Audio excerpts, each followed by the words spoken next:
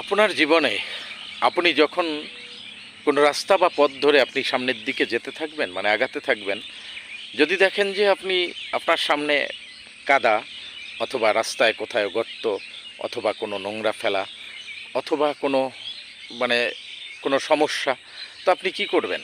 আপনি অবশ্যই সেটাকে এড়িয়ে, পাশ কাটিয়ে, বা যে পাশ দিয়ে ভালো আছে, যেখান দিয়ে যাতায়াত করা যায় সেখান দিয়ে আপনি চলে যাবেন। ঠিক আপনার জীবন চলার পথেও এরকম কিছু বিষয় আপনার জীবনের সামনে কখনো কখনো আসতে থাকবে, কখনো বিপদ, কখনো বাধা। এগুলোকে অতিক্রম করে আপনার চলাটাই হলো আপনার জীবন। আপনি চেষ্টা করবেন আপনি কোন পথ দিয়ে সেটাকে এড়িয়ে যেতে পারেন, এরকম আপনার সবসময় মানে চিন্তা থাকতে হবে। আর একটা বিষয়, কখনো কখনো জীবনে অনেক কিছুই আপনার লোভ আকারে আসতে পারে। সেটিকে আপনি গ্রহণ করতে গিয়েও ঠিক আপনি হিসাব করবেন যে আপনি কি এটাকে গ্রহণ করবেন। গ্রহণ করার ক্ষেত্রে অনেক সময় সেটা কোনো নেগেটিভ সাইডে গিয়ে দাঁড়াতে পারে। আবার যদি এড়াইয়া যান, তাহলে দেখা গেছে সেটা আপনার জীবনের পজিটিভও হতে পারে। অতএব আপনার সবসময় হিসাবটা রাখতে হবে যে আমার জীবনের সামনে যা কিছু, যেমন আমি কোনো পথে যেমন হাঁটতে গেলেই আমার সামনে যদি একটা গর্ত বাজে, তাহলে আমি সেটাকে পাশ কাটিয়ে যেমন যেতে চাই, আমি গর্তে পড়তে চাই না।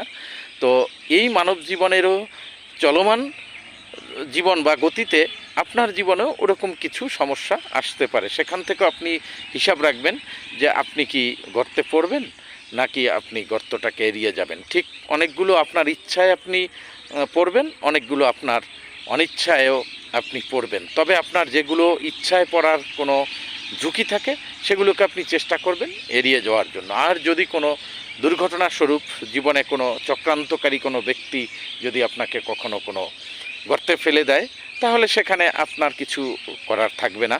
তো সেটা সময়ের সাথেই আপনাকে ম্যানেজ করে সেখান থেকে আপনার বেরিয়ে আসতে হবে। এটাই হচ্ছিল বিষয়। যাই হোক, আমি অল্প সময়ের ভিতরে আমার সামান্যতম এই একটু কথাকে আমি বুঝাতে পারলাম কিনা আমি জানি না। আমি চেষ্টা করেছি আপনাদেরকে এই অল্প কথার ভিতরে বিষয়টাকে জানানোর জন্য, বোঝানোর জন্য।